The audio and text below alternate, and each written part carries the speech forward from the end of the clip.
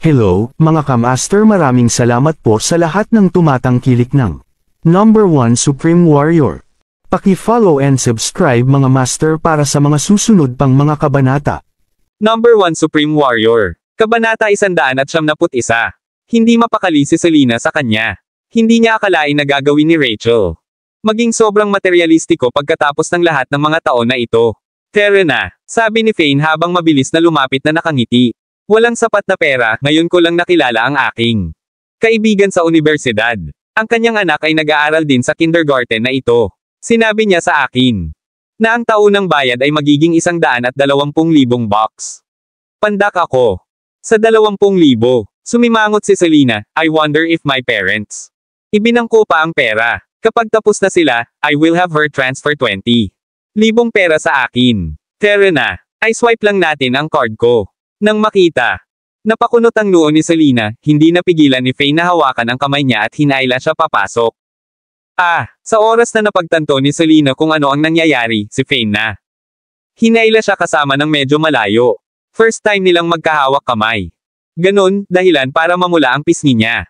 Nakahawak ang kabilang kamay ni Fane. Ang chubby little hand ni Kylie. Pagpasok sa kindergarten, naramdaman talaga ni Selena. Nahihiya at pilit na kumawala. Napatigil din si Fane. Siya. Yumuko at tumingin kay Kylie, nagtatanong, Kylie, gusto mo bang mag-aral? Kung dito ka mag-aaral, magkakaroon ka ng maraming laruan at maraming kaibigan na mapaglalaroan. Ikaw, sa hinaharap, dadating sina daddy at mommy para sunduin ka kapag naging kami. Libre. Kung abala tayo, darating si Tita Shona para sunduin ka. Talaga. Marami bang kaibigan at laruan? Iyan ay kahanga-hanga. Mga mata ni Kylie. Lumiwanag nang marinig iyon at nagsimulang tumalon-talon mula rito. Pananabik. Nakatingin sa mag-ama na nag-uusap. Harmoniously, isang mahinang ngiti ang lumitaw sa mukha ni Selena. Sa lalong madaling panahon, pinangunahan nila. Pumasok si Kylie sa kindergarten. Pagkatapos ng pagpaparehistro, babayaran na nila ang mga bayarin. Sa sandaling iyon, nakita sila ni Rachel, na katatapos lang magbayad ng kanyang mga bayarin. Oh! Naku, Selena, nandito ka pa rin. Bakit ka pumasok? Bulalas ni Rachel. Nagulat, saka tumingin kay Fane, nako, hindi pa bumabalik ang asawa mo. 5 taon. Dapat matagal na siyang patay sa larangan ng digmaan, tama ba? Ito ba ang stepdad na hinanap mo para sa anak mo? Mukhang medyo gwapo siya. Gayunpaman, ang kanyang ang pananamit ay tila walang kinang. Say, bakit hindi ka natuto sa iyong pagkakamali? Ano ang silbi ng pagkagusto sa isang gwapong lalaki? Dapat kang maghanap ng isang mayaman. After that, she continued her monologue, kita mo naman, wala. Pera, maaari ka lamang pumasok at tingnan. Hindi ka rin makakapagrehistro dito. Ang aking pakikiramay. Mahal na magulang, nakarehistro na sila. Nandito sila para magbayad ng bayad. Nakangiting sumingit ang isa sa mga babaeng guro. Imposible. Imposibleng makabili siya ng 120,000 box. Niloko ka ba nila? Baka sa mukha ni Rachel ang pagtataka, na mabilis na naging ngiti. Ako ang kanyang kasama sa universidad. Siyempre, alam ko. Ano ang kanilang kalagayan sa pananalapi? University mate, matagal si Fane. Inis sa pananalita niya. Mabuti para sa kanya na ipahiya siya, ngunit para sa kanya. Sabihin mo iyan kay Selena. Malamig siyang ngumiti, pagkatapos ay sinabi, mukhang ganoon. Hindi ginagarantiyahan ng edukasyon ang pagkatao. Nakikita kong napakahusay mong gawin. Bakit hindi tugma ang pagkatao mo? Kabanata 172. Brat, sino ka ba? I'm speaking to my classmate, it's not your place. Para sumuko, naiinis ang middle-aged na babaeng iyon. Gayunpaman, siya ay mabilis. Ngumisi at napabulalas ng may pagkukunwari, oh my, Selena, you found this. Lalaki para maging lalaki mo. Hindi lamang siya mahirap, ngunit siya rin ay tila sa halip. Walang kultura. Ang paraan ng pagsasalita niya ay napaka-vulgar at mababang loob na parang siya. May karapatan dahil sa kanyang kahirapan. Namangha ako. Hehe, sino nagsabi sa'yo na ako mahirap? Tumawa si Fane, saka naglabas ng ATM card at ipinasa sa katulong ng punong guro sa kindergarten na siyang namamahala sa mga bayarin. Magandang babae. Magbabayad kami sa pamamagitan ng card. Walang password na kailangan. Sock.tsk. Nagawa mo na. Humiram ng 120,000 pera ng mabilis. Ito ay dapat na mahirap. Sigurado ako na sinuot mo ang lahat ng iyong mga pagpipilian para makuha ito. Rachel. Sabay ngisi ulit. Ito ay isang maliit na daan at $20,000. Bakit kailangan kong manghiram? Nawala si Fane. Siya lang din. Mapagpakumbaba. Sob. Sob. Sa sandaling iyon, ang anak ng nasa katanghaliang gulang na babae. Nagsimulang umiyak. Anong problema, mahal ko? Bakit ka nahulog sa sahig? Kung titignan, kumirot ang puso ng babaeng iyon. Hindi siya mapakali. Para humarap pa kay Fane at tumakbo para tulungang tumayo ang anak. Mommy, siya. Tinulak ako. Inakusahan at tinuro ng maliit na bata si Kylie. Ano? Ito. Sa paligid, sumabog si Rachel sa galit na galit. Tumayo siya at nagtulak. Napaupo si Kylie sa sahig. Sob. Sob. With that, bumagsak si Kylie sa sahig at umiyak na rin. Hindi inaasahan ni Fane at Selena na ang isang matanda ay gagamutin ng isang batang babae na may ganitong karahasan.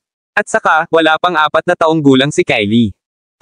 Agad namang tumakbo si Selena at tinulungan si Kylie na makatayo, saka humarap. Si Rachel na may malamig na tingin. Rachel Lindsay, bakit mo itinulak ang anak ko? Hindi ba normal na magkaroon ng maliliit na away sa pagitan ng mga bata?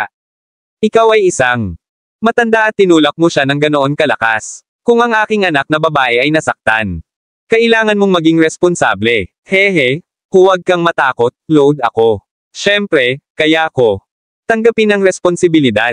Kayang-kaya kong magbayad ng medikal na kabayaran. At saka, ikaw ang hindi nagturo sa anak mo ng tamang asal. Siya. Tinulak mo na ang anak ko kaya napaatras ako. Iyan ay itinuturing na patas. Rachel. May dominanteng tingin sa kanya. Kylie, 4 years old ka pa lang. Bakit ang mga napakakulit mo? Bakit mo itinulak yan, kuya? Hindi ba gusto mo ng kaibigan? Para makipaglaro. Nakaramdam din si Selena ng kawalan.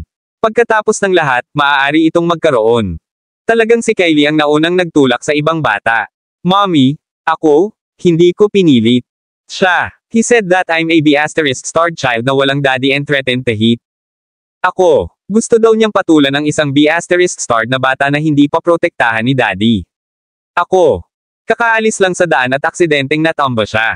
Sob, ang mga mata ni Kylie ay napuno ng luha, nakaramdam ng hinanakit.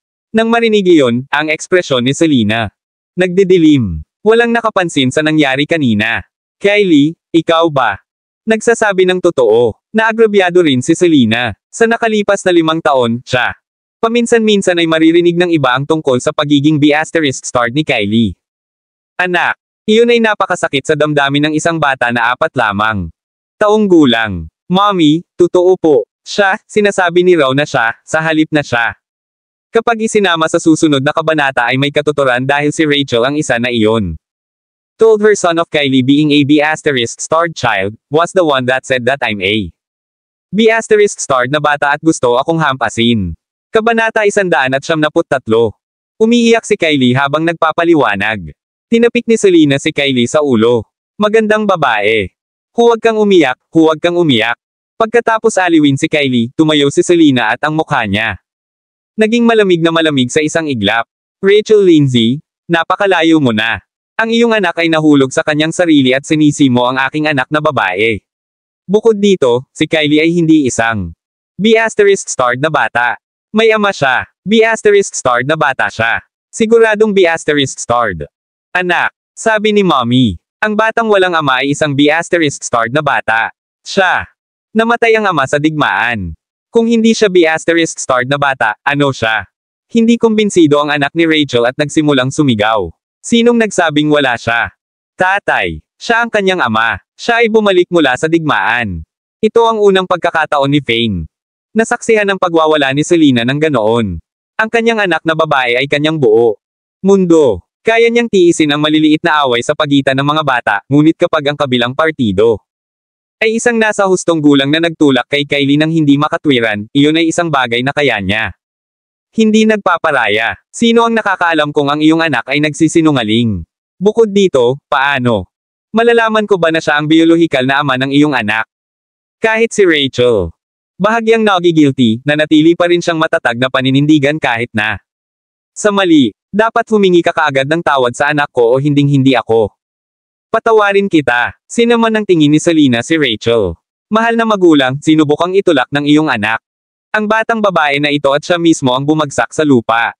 Sabi ng isang babae. Guro na nakasaksi sa eksena. Ginagawa lang ito ng lahat para sa ikabubuti ng ang mga bata, tama ba? Lahat tayo ay nagmamalasakit sa ating mga anak. Ang iyong anak ay mahalaga at gayon din ang mga anak ng iba. Kailangan mo lang humingi ng tawad. Masakit ang pakiramdam ni Rachel. Nahihiyang umiling-iling sa katumahol sa babaeng guro, mind your sariling negosyo. Tanging mayayamang anak ang mahalaga. Paano na ang mga mahihirap na bata? Itinuturing na mahalaga. Higit pang isang B** starred. Hindi mo ba narinig? Humingi ng paumanhin sa anak ko. Napahawak si Selena kay Rachel habang pinagsasabihan ito. Magwala. Selena Taylor. Sa tingin mo ba natatakot ako sa'yo? Kung hindi dahil naging tayo mga kasama sa unibersidad, hindi ako makikipag-usap sa isang tulad mo. Isa ako sa mga mataas na uri ng lipunan. Wala ka bang lakas ng loob na hilahin ang shirt ko? Kapag napunit na, ikaw. Hindi mo kayang bayaran ito. Itinaas ni Rachel ang kanyang ulo, hindi man lang nagsisi. Kung hindi ka humihingi ng tawad, hinding-hindi kita bibitawan. Nakatakda ang isip ni Selena. Scram! Tinulak ni Rachel at nagawang itulak si Selena paatras ng ilang hakbang. Rip! Ang manggas ni Rachel ay ganap na natanggal mula sa kanyang mga balikat. Damn it! Sinong lokong babae ang maglalakas loob na mangbuli sa babaeng pagmamayari ko, Dylan? Talker! Sa sandaling iyon, nakita ni Dylan na darating upang kunin ang kanyang asawa at anak na lalaki na napunit ang manggas ni Rachel. Nang hindi humihingi ng paglilinaw, siya agad namang nag-react sabay taas ng kamay para sampilan si Selena. Hobby, kunin mo siya. Habulin mo yung B** na yan. Nang makita ang pagdating ng sarili niyang asawa, lalo pang nadama ni Rachel. Tiwala. Parehong basura ang babaeng ito at ang kanyang anak. Sa tingin ko sila lang naiinggit sa ating kayamanan. Baka sa mukha ni Dylan ang nakakatakot na ekspresyon. Ang kamay niya. Napaangat siya, akmang sasampalin ang mukha ni Selena. Nagulat si Selena. Siya. Gustong umiwas, ngunit huli na. Gayunpaman, bago pa magawa ng kamay ni Dylan. Indayog pababa, hinawakan ito ng mahigpit. Sa tingin mo ba invisible ako? Kay Fane. Malamig ang ekspresyon. Sinaman niya ng tingin si Dylan at umungol. Ngipin, ang lakas ng loob mong ay bully ang asawa at anak ko. Sa tingin ko pagod ka ng mabuhay. Kabanata 174. Naiinis na sigaw ni Dylan nang maramdaman niyang halos mabali ang buto niya. Ang matinding sakit na iyon ay naging dahilan ng pag-umbok ng mga ugat sa kanyang noo at sa kanya. Nanlaki ang mata. Anak ng B***. Alam mo ba kung sino ako? Isa akong factory manager. Na may mahigit 1,000 tao sa ilalim ko. Ang lakas ng loob mong salakayin ako. Sumisigaw siya. Kay Fane sa nagngangalit na mga ngipin. Mahal kong mga magulang, huwag kayong mag-away. Pwede tayong mag-usap. Matapos itong mapayapa, ang mga guro at punong guro sa kindergarten ay pumasok na lahat. Pagkabigla, hindi nila inaasahan ang laban sa araw ng pagpaparehistro. Manager ng pabrika. Hehe, I don't care kung anong manager ka, that doesn't let you bully my anak na babae at asawa. Kung hindi, sisiguraduhin kong magsasara ang iyong pabrika. Isang tawag sa telepono. Humalaklak si Fane, saka siya tinulak sa isang tabi. Dylan. Na tila napakalaki, ay talagang mahina. Hindi gaanong nagamit si Fane. Lakas, ngunit siya ay nalaglag sa lupa, dama po sa kanyang likod. Hooray! Bulalas ni Dylan. Siya pagkatapos ay umakyat pabalik sa kanyang mga paa na may mahusay. Hirap at minasahe ang kanyang puweten. Wayway walang kwentang basura ka. Paano mo kaya matalo sa ganyang payat na bogger? Nang makita niya ang sarili niyang asawa. Hindi mapagkakatiwalaan, mas nadismaya si Rachel. Hooray naman. Anak, hinahayaan kitang maghintay. Dito, maghintay ka lang. Galit na tinuro ni Dylan si Fane. Alam niyang kay Fane iyon. Malakas ang lakas at wala siyang kalaban-laban. With that, mabilis siyang gumawa ng A. Tawag sa telepono. Pagdating niya sa pinto, lumingon siya at tumingin kay Rachel. Honey, don't worry. Tumatawag lang ako. Bloody H**, how dare he bully? Asawa ko, brat, mapapahamak ka. Ipapaalam ko sa iyo na hindi ka magiging aalis sa kindergarten ngayon. Galit na bumulong sa kanya si Rachel. Paumanhin. Sa aking anak at asawa. Hindi mapakali si Fane kay Dylan, sa halip. Ibinaling niya ang atensyon kay Rachel at malamig na tanong. Gusto mo ako para humingi ng tawad? Mangarap ka, sagot ni Rachel habang nakasuot ng mayabang. Pagpapahayag. Whoosh! Sa hindi inaasahang pagkakataon, sa susunod na sandali, nag-inat si Fane. Inilabas ang kamay niya at pinunit ang kabilang mangga sa kanya. Ang kanyang puting t-shirt. Biglang naging walang manggas, na nagbigay sa kanya ng nakakaawang tingin. Why ikaw? Anak ng B***. How dare you rip my clothes? Pervert. Mahal, siya ay isang pervert. Nagsimulang sumigaw si Rachel. Magbibilang ako hanggang 3. Kung hindi ka humingi ng tawad sa aking asawa at anak, pupunitin ko ang iyong kamisete at pantalon. Kay Fane. Nanatiling madilim ang ekspresyon na hindi nagbibigay sa kanila ng puwang para sa negosasyon. Maglakas loob ka. Humakbang pasulong si Rachel, saka itinaas ang dibdib. 1, 2. Hindi siya pinansin ni Fane at nilapitan siya habang nagbibilang, iniunat ang kanyang mga kamay. Mali ako. Ako ang may kasalanan, okay. Nang makitang baliw na si Fane. Sapat na upang dalhin ang kanyang pagbabanta, halos maiyak si Rachel. Siya. Napaatras ng ilang hakbang at saka tinakpan ng mga kamay niya ang dibdib niya, sa takot. Hahawakan sila ni Fane. Natigilan si Selena sa nakita. Itong taong ito. Napakakapal ba ng balat? Gayunman, ang solace yung iyon ay tila napakabisa. Kung hindi, paano aaminin ni Rachel ang kanyang pagkakamali? Gayunpaman, siya ay siguradong hindi sincero. Kalimutan mo na. Tara na. Nang makita kong ganyan ang ugali ni Rachel. Nabawasan din ang galit ni Selena. Wala na siyang balak na manatili pa. Sure, kahit anong sabihin mo, honey. Tumanggaw si Fane, saka binuhat si Kylie mula sa lupa at inakay si Selena patungo sa labasan. Napatingin si Rachel sa likod ni Fane, siya. Titig na puno ng kasamaan at hinaing. Yung Selena Taylor, kanina. Napakaraming taon pagkatapos ng graduation, gayunpaman, siya pa rin ang Panginoon sa akin at lubos. Napahiya ako ngayon. Palihim silang sinundan ni Rachel, sinisikap kung ang dumating na ang mga taong tinawag ng asawa niya. Anong meron? Gusto mo ba umalis? Manatili ka rito, brat. I dare you to stay. Lumapit si Dylan para tumigil. Fane nang makita niyang sinusubukang umalis. Kabanata 195. Hehe, I dare.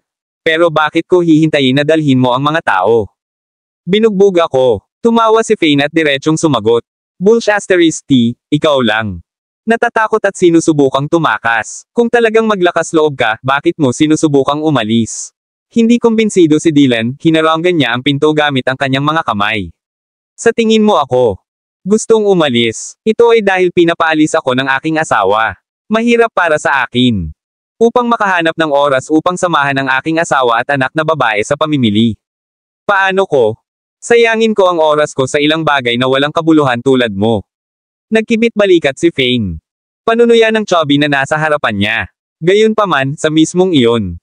Sandali, ilang van ang dumaan at huminto sa harap ng kindergarten. Mga tarangkahan. Nang makita ang pagdating ng kanyang mga tauhan, nagbago ang ekspresyon ni Dylan.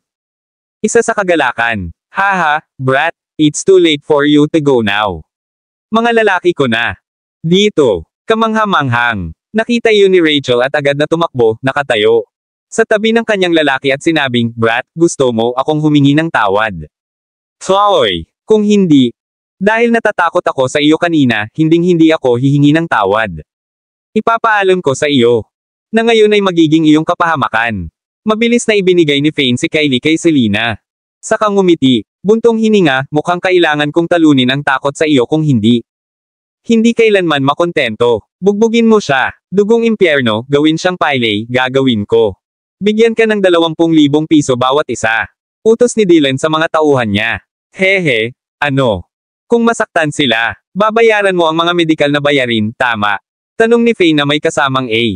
Pilyong ngisi. Kalokohan, load ako. Kung nasaktan sila, natural akong magbabayad.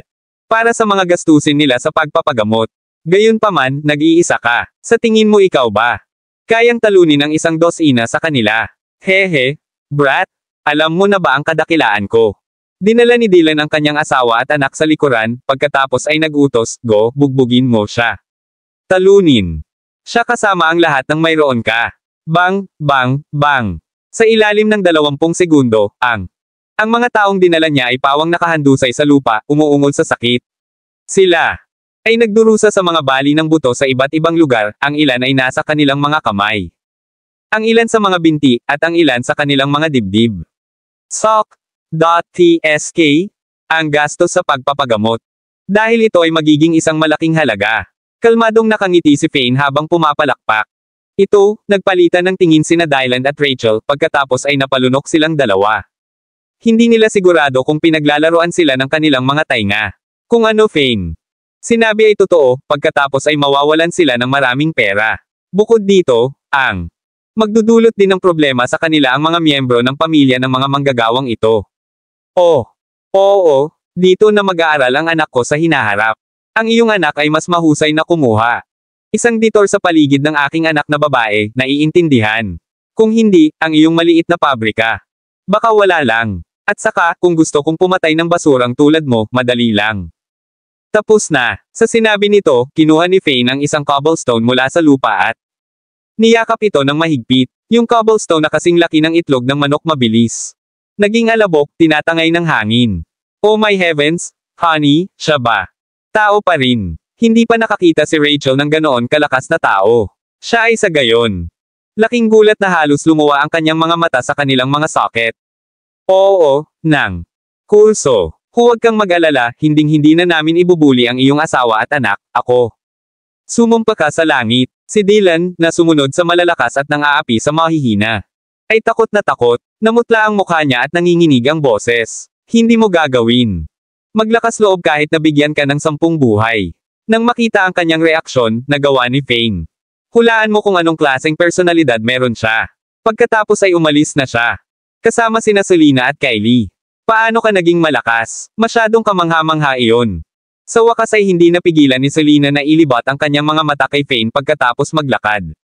Distansya. Dapat niyang aminin na sa kabila ng pagmamahal ng taong ito na makipag-away at pukawin ng kaguluhan, ang kanyang kapangyarihan sa pakikipaglaban ay talagang kamangha-mangha. Na nagbigay sa kanya ng malakas. Pakiramdam ng seguridad. Ang asawa mo ay dragon. Sinagot ni Fane ang bagay ng sa totoo lang. Walang imek si Selena. Ang taong iyon ay may isang madaling inflatable ego. Sa sandaling iyon, nagsimulang mag-ring ang telepono ni Selena.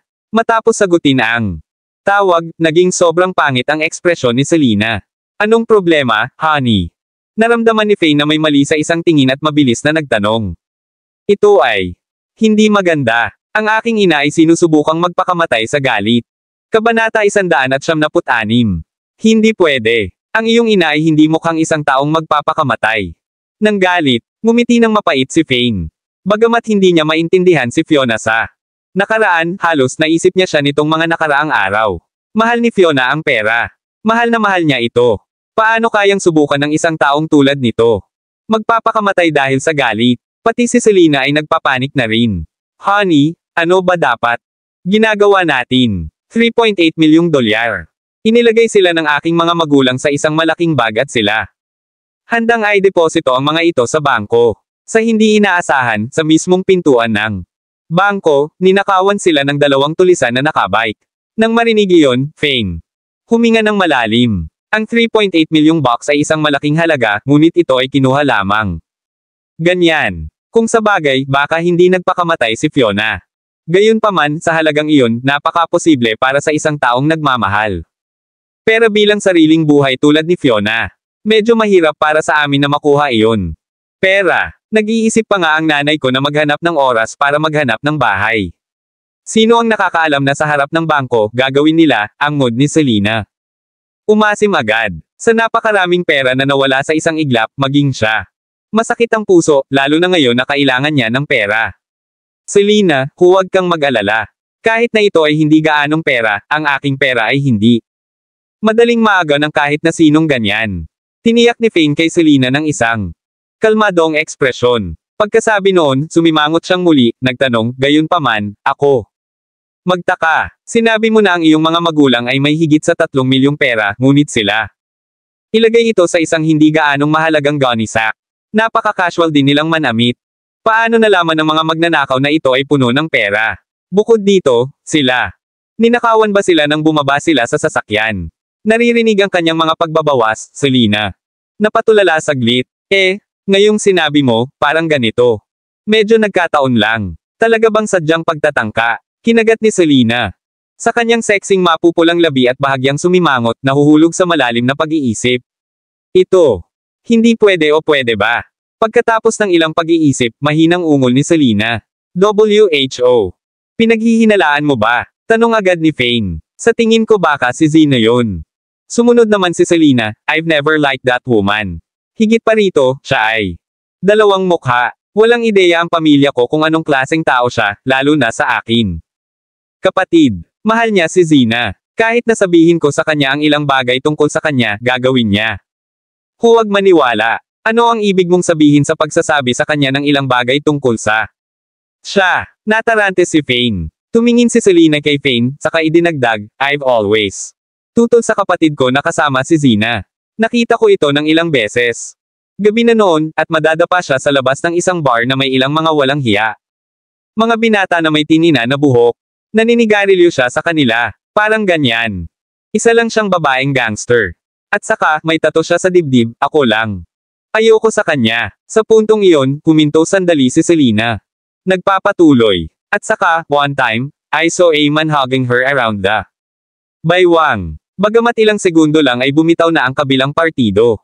Sa kanya, naramdaman kong hindi ganoon kadali ang kanilang relasyon. Hindi mo ginawa. Sabihin mo sa kapatid mo ang bagay na iyon. Tanong ni Fane matapos itong pag-isipan. Mapait na tumawa si Selena, hindi. Walang ginagawa ang kapatid ko sa buhay niya. Sa bagay, mahilig lang siyang maglaro sa mga internet cafe. Ganyan siya nakilala. Zina, pareho sila ng laro.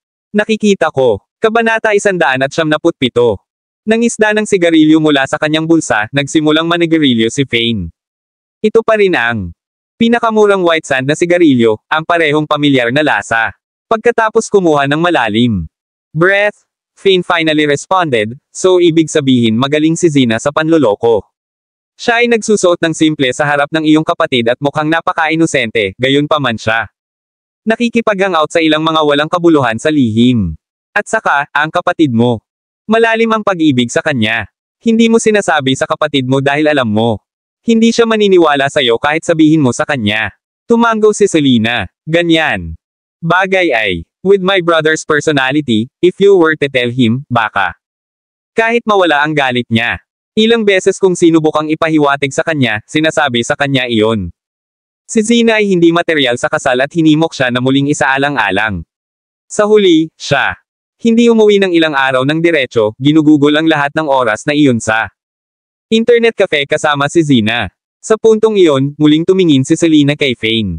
Bukod dito, ang aking kapatid na lalaki ay nangangailangan ng pera upang magbayad sa internet cafe at gagawin. Lagi akong tanungin o ang nanay mo. Kung wala tayong pera na maibibigay sa kanya, gagawin niya. Sumigaw sa amin, na sinasabing ikaw ang may kasalanan dahil baka bata pa siya. Ang pamilyang Tail 0R na may 10,000 box ng baon bawat buwan. Kung hindi para sa'yo. Nang marinig iyon, bahagyang nakaramdam ng galit si Fane. Mukhang iyon. Sa nakalipas na ilang taon, tiniis ni Selena at ng kanyang ina ang maraming galit mula kay Ben. At saka, nandoon din ang biyena na iyon. Ay mahirap harapin. Si Zina at kapatid mo kaya ang may pekana. Magkasama at nagayos para sa pagnanakaw na ito. Possibility ba yon? Tanong ni Fane. Minsan pa matapos itong pag-isipan. This time, umiling si Selena. Nang walang pag-aalinlangan. Imposible iyon. Kanina lang, binigay lang ni nanay. Kanya ng 50,000 bucks para makakuha ng ilang regalo para kay Zina. Hindi man lang siya naubos. Ang 50,000 bucks. Pagkasabi noon, tumigil sandali si Selena at dagdag pa, hindi naman ganoon kabastos ang kapatid ko. Kahit na sinasayang niya ang kanyang buhay, siya ay hindi bababa sa antas na iyon. Bukod dito, kung wala siyang pera, tiyak na mahahanap niya isang paraan para magtanong sa aking ina. Hindi siya magnanakaw. Manam. Tumango si Fane. Bagaman si Zina ay maaaring hindi isang disenteng babae at maaaring may karelasyon sa iba pang mga lalaki ng palihim, wala kaming patunay na siya ang may pananagutan. Bagay ngayon. Iyon ang dahilan kung bakit mas mabuting huwag tayong gumawa ng ligaw na pag-angkin. Selena. Natural na alam iyon. Natatakot siyang akusahan ang inosente. Tama iyan. Ito ay aking haka-haka lamang. Kung inakusahan ko siya ng mali, masama iyon. Don't tell my family about those matters I told you earlier as we have no ebidensya. Tsaka ang tanga ko noon sa hindi pagkuha ng ilang pictures. With my phone? Sige. Nasaan ang nanay mo? Tayo'y magtungo ng mabilis. Dapat nating ibalik ang 3.8 milyong dolyar na iyon. Mahinahong ngumiti si Fane, saka kumaway. Para sa isang taxi. Nasa bangko sila. Ito ay nasa kalye ng Heavenly Dragon, hindi ko iniisip. Maibabalik natin ang pera. Sa ganoong kalaking pera, kung umalis ang mga magnanakaw. Middle Province kaagad, kung gayon napakahirap makuha ang perang iyon. Pabalik. Walang magawa si Selena. Higit pa rito, ang kapangyarihan ay gumaganap sa gitnang. Ang lalawigan ay komplikado, na nagpapahirap sa pagharap sa maraming bagay. Huwag kang mag-alala. Ang mga nakakasakit sa akin ay hindi magtatapos ng maayos. Pahayag ni Fane. Ang kanyang tingin. Malinaw at mahinahon. Mabilis na huminto ang taxi sa pasukan ng bangko. Samantala, si Fiona ay nakaupo sa gilid ng bangkite na umiiyak habang si Andrew naman. Pag-aliw sa kanya, "Ma, tumigil ka na sa pag-iyak. Napakaraming tao ang nanonood, ito ay nakakahiya." Lumapit sa kanila si Selena at walang magawang tono. Ito ay mahigit 3 milyong bucks. Iyan ay higit sa 3 milyong bucks. Hindi pa ako nakakita ng ganoon karami. Pera sa loob ng 5 taon. Ngayon na sa wakas ay mayroon na ako, ito ay kinuha sa akin ng ganoon-ganoon. Paano ako hindi iiyak? Nagpupunas ng luha si Fiona habang nakatingin kay Selena at Fane. Ito ay dahil sa iyo. Kung pareho kayong sumunod sa amin sa bangko, mananakawan ba tayo? Hindi nakaimik si Fane. Paano siya dapat sisihin? Inay, huwag kang mag-alala. Ang perang ito ay hindi mawawala. Ngumiti ng mapait si Fane. Sinusubukang aliwin siya. Kabanata 178. Sinabi mo, ikaw na mismo nagsabi, wala akong pakialam. Kung hindi mo mabawi ang pera, kailangan mong bigyan ako ng 3.8 milyon. Nang marinig ang tugon ni Fane. Agad na tumayo si Fiona at hinawakan ang kwelyo ni Fane at ginawa. Hindi makatwirang mga kahilingan. Ma, hindi si Fane ang kumuha ng pera mo. Paano kaya? Maging ganito ka. Matutulungan kanya na hanapin ito at tingnan kung makaka-recover siya. Ito, kahit na mabaygo siyang mabawi ang pera, hindi ka maaaring humingi ng pera mula sa siya. Tama. Walang imek si Selena. Ganun din ang sarili niyang ina. Hindi makatwirang asahan na si Fane ang mananagot sa bagay na ito. Ayoko. Pangangalaga. Siya ang nag-aangkin na mabawi ang pera para sigurado. Wala si Fiona. Hayaan mo na si Fane. Sure. Kung hindi ko ito mahanap, maaari mong kunin sa akin. Fane. Hindi siya nakaimik habang inaalis niya ang mga kamay niya. Inay, huwag naman. Mag-alala. Ikaw ang nanay ni Selena, na ginagawa kang nanay ko. Hindi ko hahayaan ang iyong kunin ang pera mula sa iyo ng ganyan. Mas mabuti iyon. Fiona sa wakas. Tumigil sa pag-iyak at bumalik sa pagngiti. She then asked Fane, "You better. Ibigay mo ang iyong makakaya. Bigyan mo ako ng deadline. Hindi naman ako pwedeng maghintay ng forever, di ba? Pwede. Babalik ka sa 1 linggo. Ma, paanong ganoon kadali? Sa tingin mo ba? Namumulot tayo ng pera sa sahig. Sino ang nakakaalam kung saan sila pupunta? Nagtago pagkatapos kunin ang pera. Naramdaman ni Selena ang pangangailangang panindigan si Fane. Habang sinasabi ng kanyang ina na parang utang ni Fane sa kanya ang 3 milyong bucks. Siya mismo ang pumayag. Hindi mo ako masisisi, di ba? Si Fiona daw. Napagtanto ang kanyang sariling hindi makatwirang pag-uugali, ngunit naka-cross arms pa rin siya at sumagot kahit na walang gaanong kumpiyansa. Pagkasabi niya nun, tumingin siya sa mga taong magulo sa paligid niya. Anong tinitingin-tingin mo? Walang dapat. Tingnan dito. Magwala ka. Sige, inay. Ipapangako ko sa iyo na babalikan mo sila sa loob ng 1 linggo, okay? Kung hindi ko mabawi ang pera, idaragdag ko ito sa mga regalo sa kasal. Noong kaarawan ni Lolo. Kamusta ang tunog na iyon? Aliw ni Fane. Mabuti. You're quite understanding, unlike my daughter who always try to side. Sa mga tagalabas at hindi isinasaalang-alang ang damdamin ng kanyang sariling ina. Pagkarinig nun, nakaramdam ng saya si Fiona at bumuti ng husto ang kanyang kalooban. Sige ngayon, tayo. Sumakay ka ng taxi pabalik. Medyo nahiya si Andrew sa emosyonal ni Fiona. Pagsabog din sa publiko. Manam, bumalik muna kayo. Iisipin ko solusyon. Ngumiti si Fane, saka kumaway ng taxi para ipadala sila ng 2 matanda. Bahay. Tignan mo, bakit mo pinakinggan ang aking ina? Siya rin. Hindi makatwiran. Hindi ko man lang siya sinisisi sa pagkawala ng pera, ngunit pinipilit niya. Ang sisihin sa iyo at naglalagay ng 1 linggong limitasyon upang mahanap ang pera. Sa tingin mo, Diyos ka! Sa wakas ay nagngangalit si Selena sa galit matapos bumalik ang kanyang mga magulang at nagkalat ang mga tao. Hindi ako Diyos, ngunit tiyak na makakatulong ako sa paghahanap ng pera. Mahinahong ngumiti si Fane, inaaliw siya, she's your mother after all. Siya ay matanda na. Ang pagkawala ng higit sa 3 milyong pera ng ganoon lang, natural niyang mararamdaman. Kakilakilabot, paanong hindi natin siya maaaliw? Higit pa rito, kung sinisisi natin siya bilang. Sabi mo, baka mawala siya at magpakamatay. Ano ang gagawin natin pagkatapos? Pagdinig. Ganoong thoughtful words from Fane, uminit agad ang puso ni Selena. Inilibot niya ang kanyang mga mata sa kanya. Ikaw at ang sweet talks mo. Ano ito tungkol sa aking? Matanda na si nanay. Ganon na ba siya katanda? Ngumisi si Fane. Hindi ba 50 years old na siya? Hindi pa ba iyan itinuturing na luma? Hindi totoo yan. Siya ay 40. Siyam. At saka, with proper and consistent skincare, she looked like isang taong nasa late 30s. Isang mapait na ngiti ang ginawa ni Selena, saka tumingin. Fane, ano ang dapat nating gawin ngayon? Subukan ba nating humingi sa bangko para sa kanila? Mga talaan ng pagsubaybay. Daddy, hindi ba tayo pupunta sa amusement park? Sa tabi niya, nakapaut ang bibig ni Kylie, tila hindi nasisiyahan. Pumunta, syempre. Pupunta tayo. Agad na yumuko si Fane, inaalaw siya, Daddy. Nangako na dadalhin si Kylie para maglaro. Syempre, kailangan na nating umalis. Kabanata 199. Ay, kahanga-hanga. Hindi pa ako nakakapunta sa amusement park. Si Kylie noon. Sobrang excited. Kylie, kung bibigyan mo ng halik si Daddy, ihahatid pa kita sa ang zoo pagkatapos pumunta sa amusement park.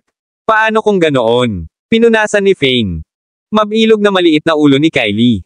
Oo. Makakapunta din tayo sa zoo. Ako ay hindi pa nakapunta sa zoo.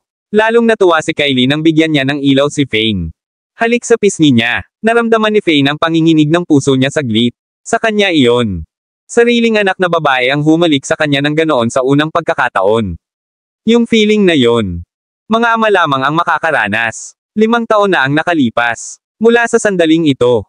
Ipinanganak si Kylie, lagi siyang kulang sa pagmamahal ng ama. Maaari lamang niyang subukan ang kanya.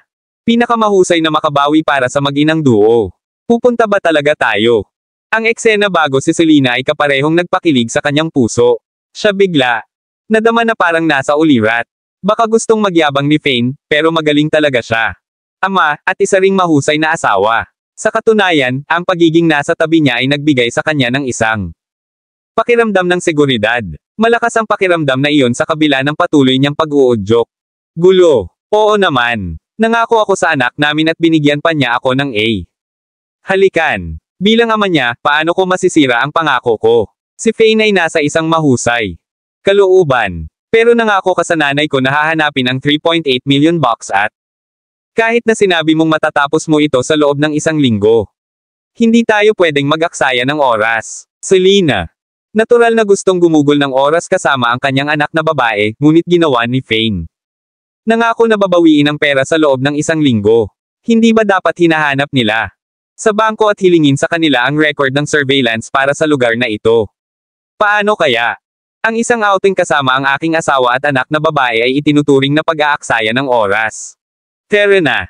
Binuhat ni Fane si Kylie na may ngiti sa labi at kumaway sa isang taxi sa tabi ng kalsada. Yay! Ito ay mahusay. Makakapunta ako sa amusement park. Bulalas ni Kylie.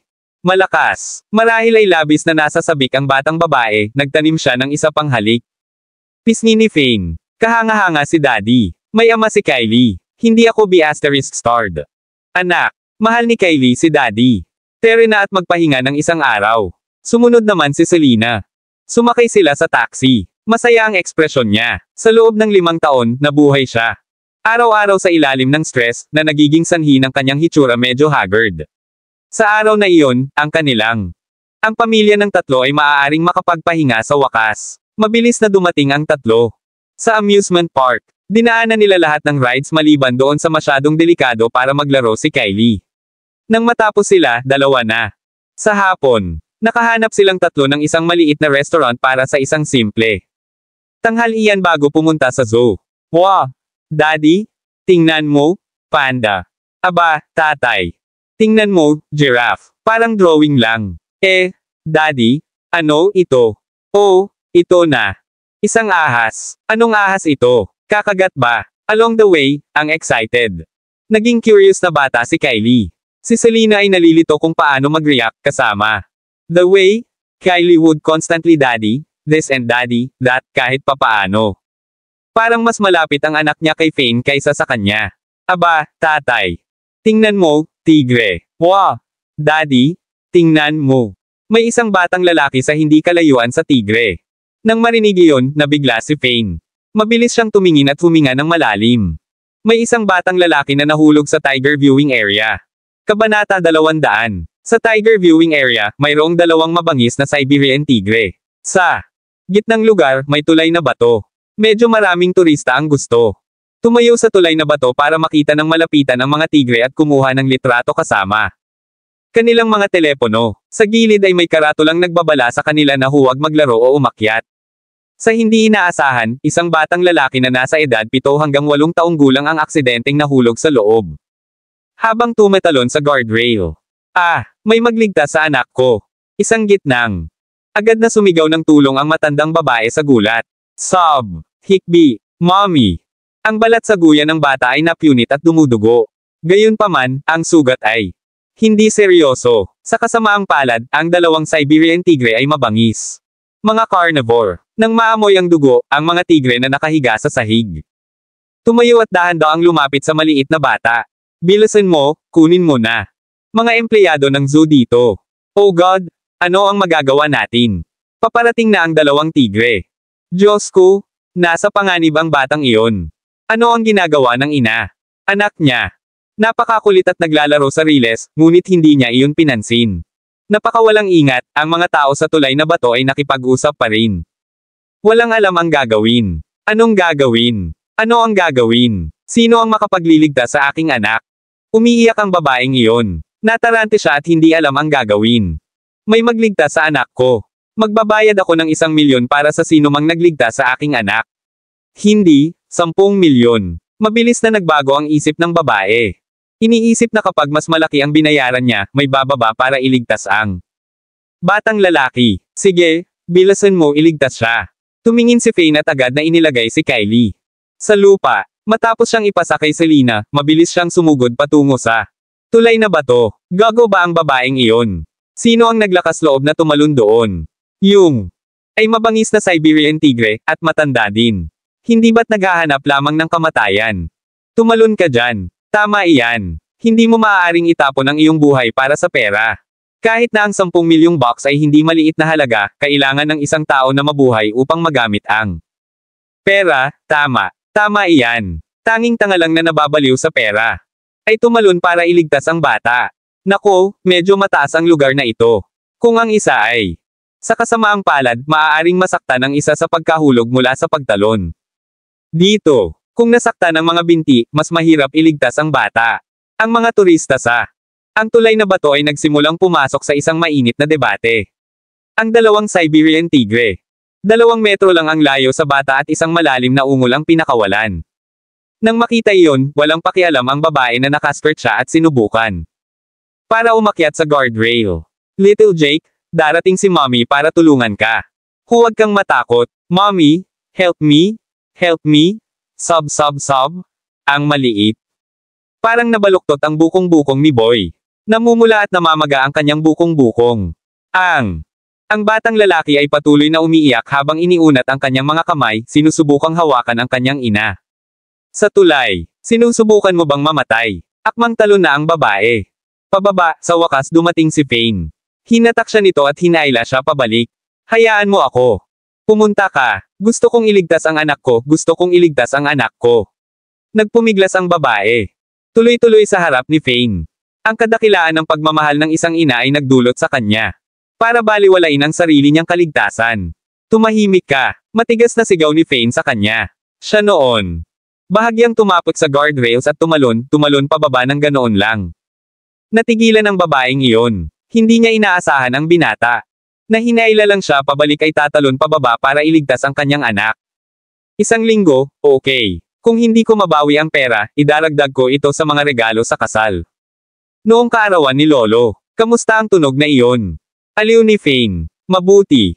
You're quite understanding, unlike my daughter who always try to side.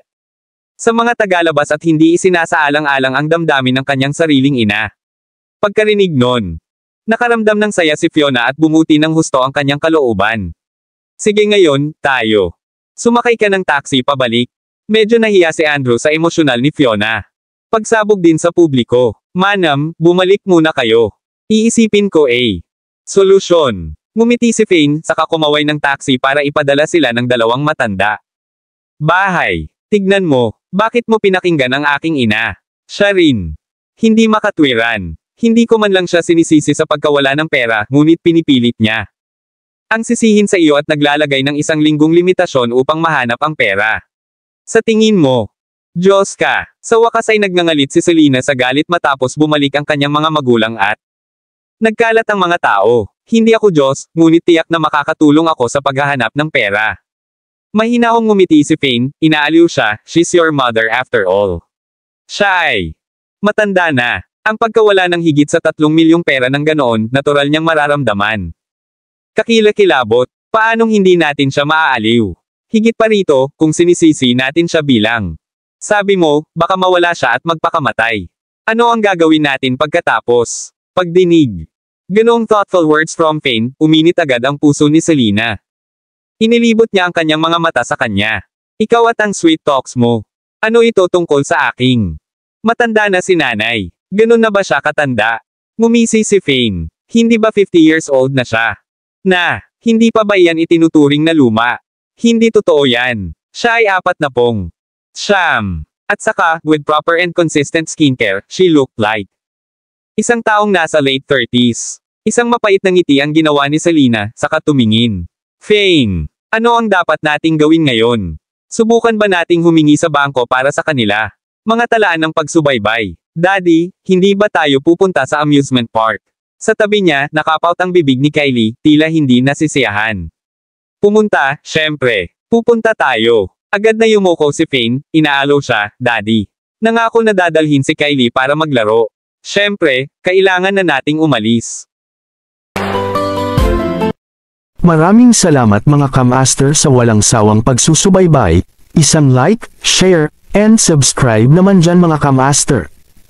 Abangan ang susunod pang mga kabanata.